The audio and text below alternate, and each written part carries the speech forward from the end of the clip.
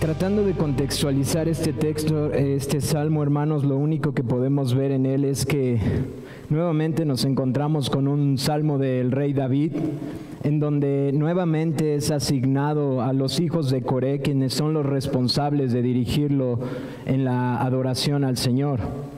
No tenemos más datos ni por el título ni por el salmo en sí mismo de la circunstancia que se nos está hablando. No podemos incluso decir qué momento preciso o a qué se refiere aquí el salmista. Por lo tanto, hermanos, lo único que podemos saber es lo que nos dice el título al músico principal, Salmo de los hijos de Coret. Y ciertamente es lo único que podemos tener para contextualizarlo. No así para poder explicarlo, hermanos, y ver la estructura de este salmo y permitir que podamos entender lo que este salmo tiene para decirnos a nosotros. Vemos que es un salmo sumamente reflexivo. No sé si en algún momento me ha tocado aquí explicar con ustedes estas palabras que se ven en el salmo, el Selah, esta pausa. En este salmo lo encontramos dos veces y tiene toda una intención el salmista al poner estas pausas. Son conocidas también como pausas reflexivas, es decir, que mientras se cantaba era una pausa que se deseaba hacer con la intención de que quien lo estaba cantando meditara en lo que estaba diciendo.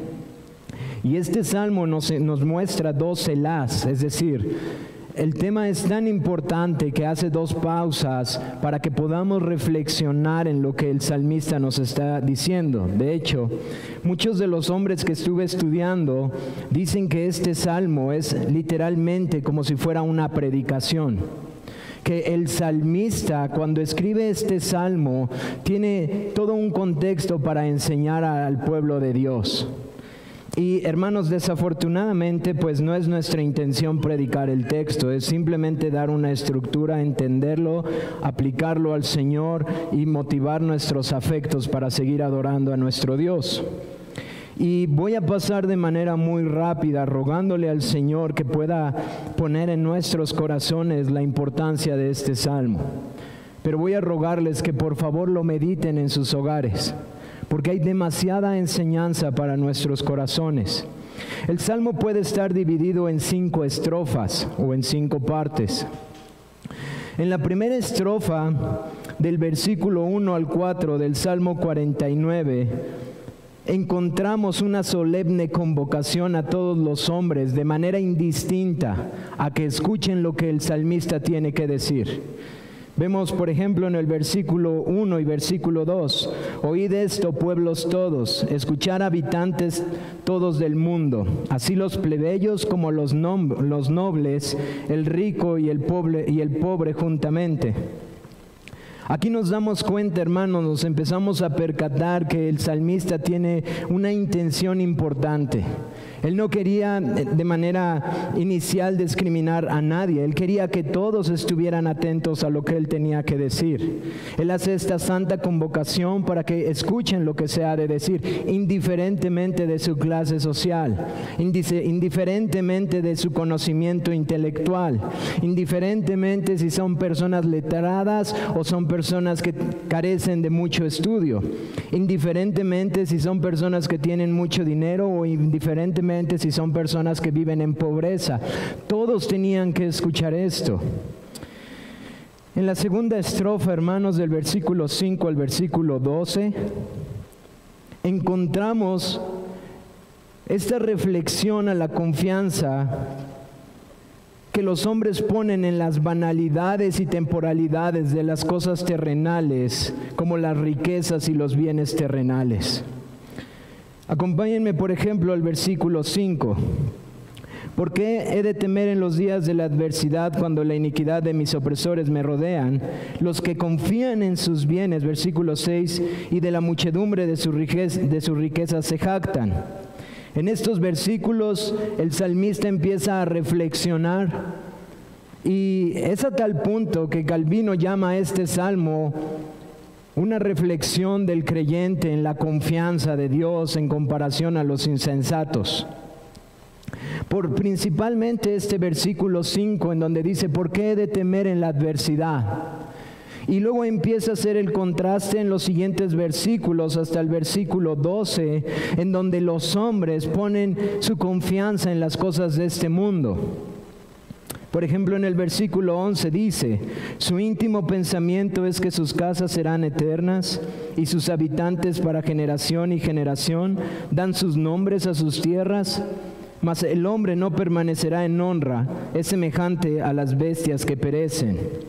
Y vemos esta reflexión tan importante en esta porción del Salmo. Él, como aquel que confía en Dios, dice, ¿yo por qué he de abatirme? ¿Por qué he de desconfiar cuando vengan las circunstancias difíciles? Y él empieza a poner un contraste entre las personas que su confianza está en las riquezas, que su confianza está en los bienes, en el renombre, en sus heredades.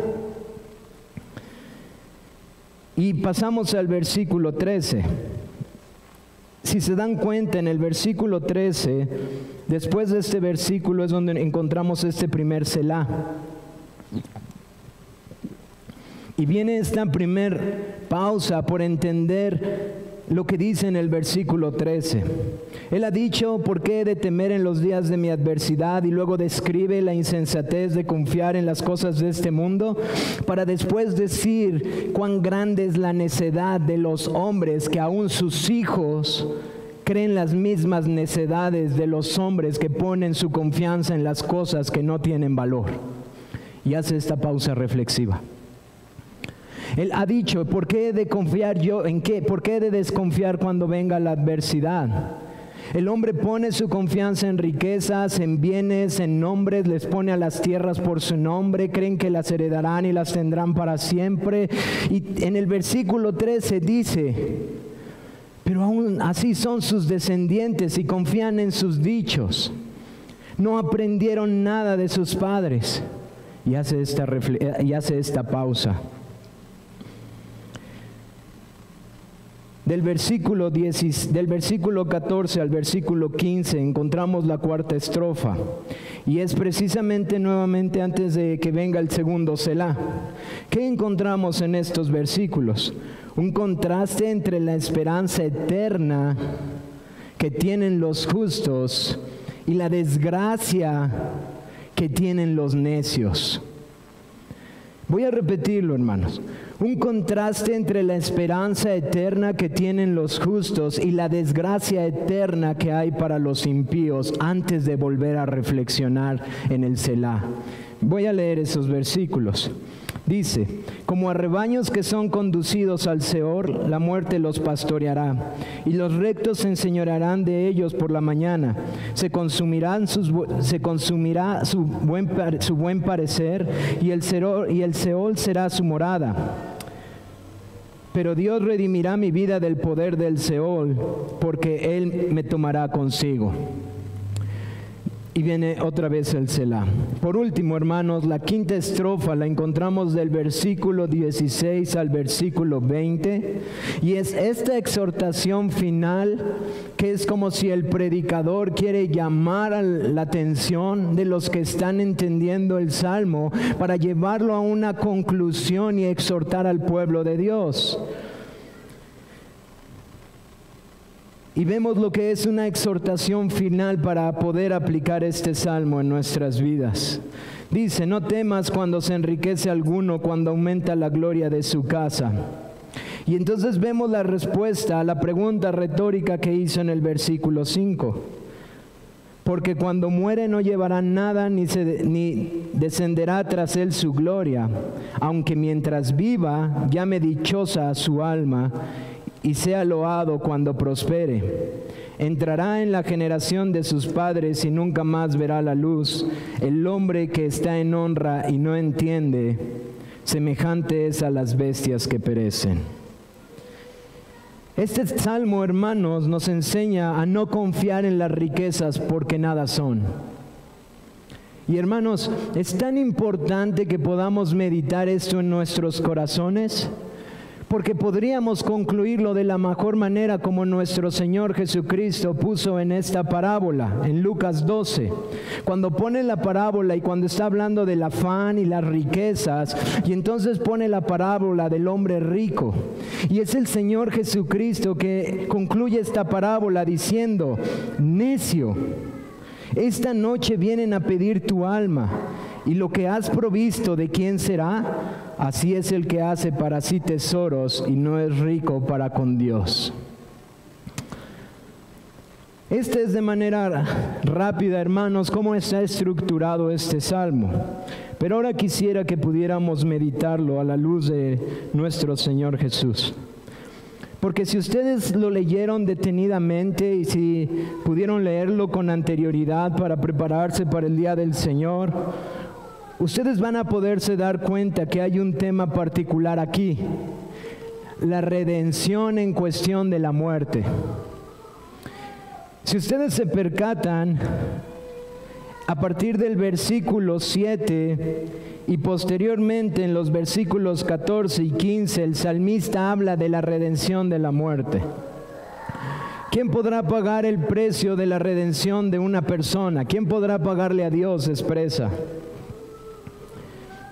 Y hermanos, debemos entender aquí lo que toda la Escritura nos revela al respecto de este tema. Porque nosotros hemos de recordar, hermanos, que la muerte no es algo natural, hermanos. La muerte es algo que entra como consecuencia del pecado.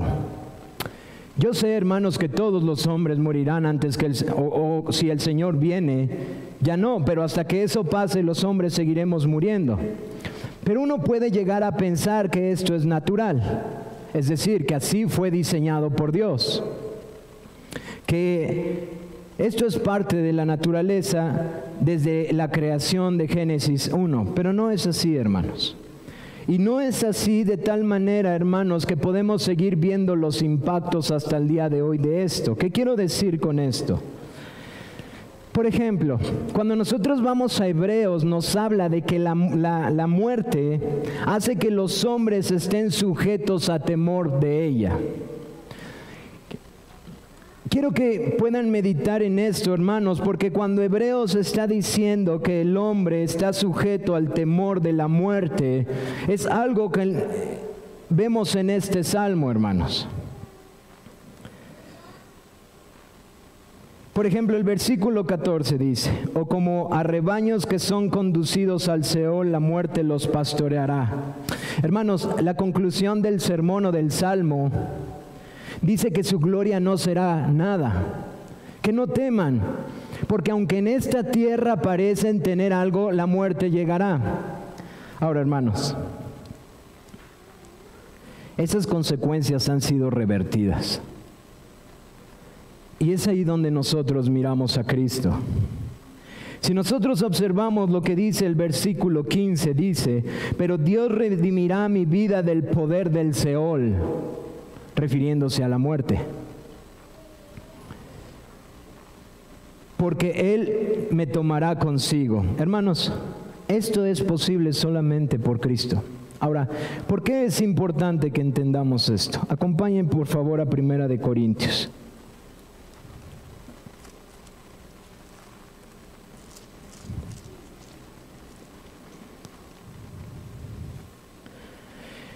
En 1 Corintios capítulo 15, Pablo da una argumentación muy importante para los creyentes acerca de la resurrección de los muertos y cómo esta es posible a la luz de que Cristo resucitó de entre los muertos, y cómo a la luz de que Él resucitó de entre los muertos nosotros tenemos una esperanza gloriosa, que así como Él resucitó, nosotros resucitaremos juntamente con Él. Y dice cosas como que si Cristo no resucitó, pues en vano es entonces nuestra fe. Ahora, ¿qué es lo que está diciendo? Voy a leer el versículo 54. del capítulo 15, dice: y cuando esto corruptible se haya vestido de incorrupción y esto mortal se haya vestido de inmortalidad, entonces se cumplirá la palabra que está escrita: sorbida es la muerte en victoria. ¿Dónde está, oh muerte, tu aguijón? ¿Dónde, oh sepulcro, tu victoria? Ya que el aguijón de la muerte es el pecado, y el poder del pecado la ley.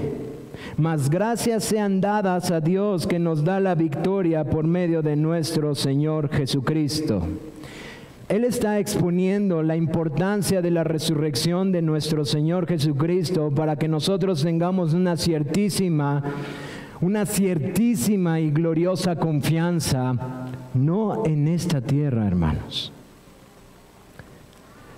no en los bienes que hay en esta tierra, no en la multitud de los bienes que podamos tener en esta tierra, no en el renombre que ellos puedan dar. Ahora, hermanos, ¿por qué cité este texto de 1 de Corintios? Porque eso es lo que dice el salmista para animar su corazón y para poder enseñar a la congregación de los santos cuando se canta. ¿Por qué te abates cuando, yo no sé si cuando ustedes leen este salmo, no viene a sus mentes Asaf en el Salmo 74, cuando dice que él observó al impío y por poco se deslizaba, diciendo: ¿por qué prospera en sus caminos? Es lo que está pasándole al salmista. Él está diciendo: ¿por qué se ha de abatir mi alma? Y él entonces entiende cómo ve prosperar al impío, cómo lo ve teniendo tantas cosas. Pero él empieza a decir: ellos confían en todo esto sin entender que morirán y que no tienen una esperanza gloriosa. Ellos podrán tener esto y podrán tener lo otro, pero ¿por qué confían en ello?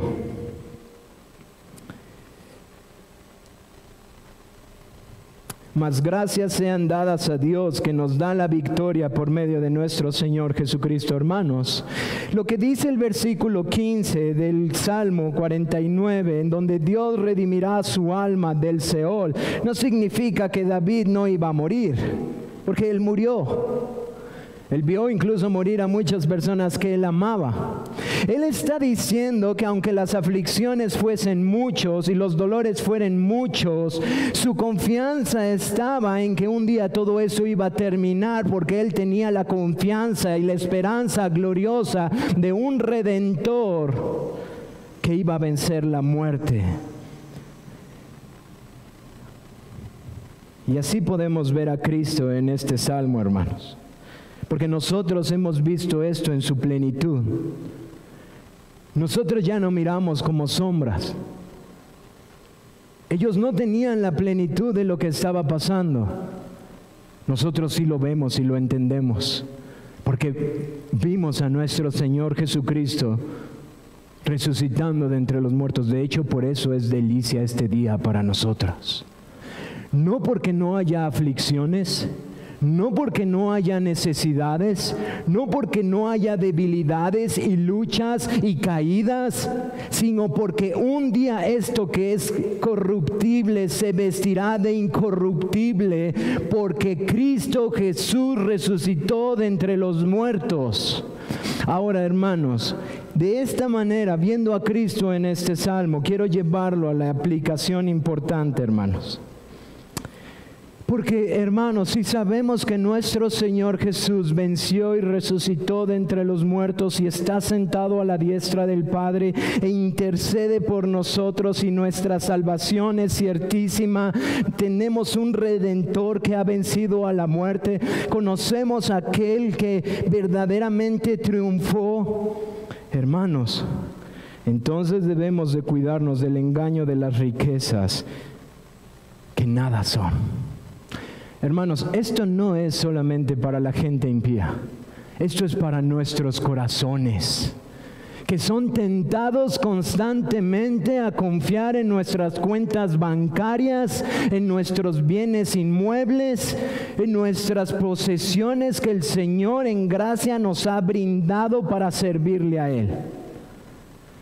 Nuestro corazón constantemente es tentado a confiar y deleitarse en lo que Dios nos ha provisto, lejos de en la gloria de este Redentor que nos libra del Seol.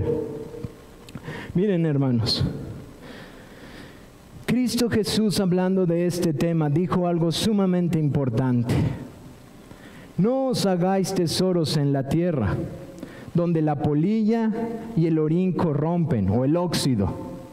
No los hagáis tesoros. Hermanos, no estoy diciendo que entonces tengamos que despojarnos de todo, sino lo que dijo Cristo Jesús, porque donde esté vuestro tesoro, ahí estará vuestro corazón.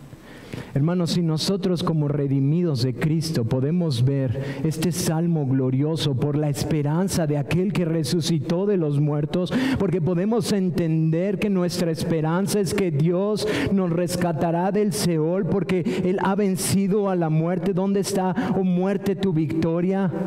Porque el poder de la muerte es el pecado. Si podemos entender en plenitud esto, hermanos, cuidemos nuestro corazón de que las riquezas y los afanes de este mundo roben nuestro gozo eterno, que es servir a Cristo nuestro Señor.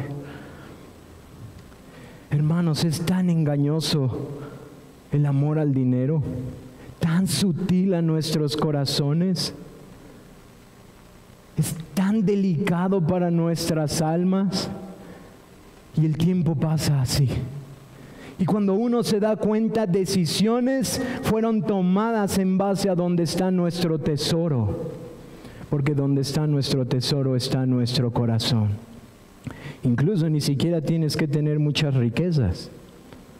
Hay tantos jóvenes de mi edad que sus decisiones reflejan dónde está su corazón, anhelando tener lo que no han tenido o sus padres no pudieron darle, antes que dar su vida por aquel que dio todo por nosotros, porque Él venció a la muerte. Sigamos adorando al Señor.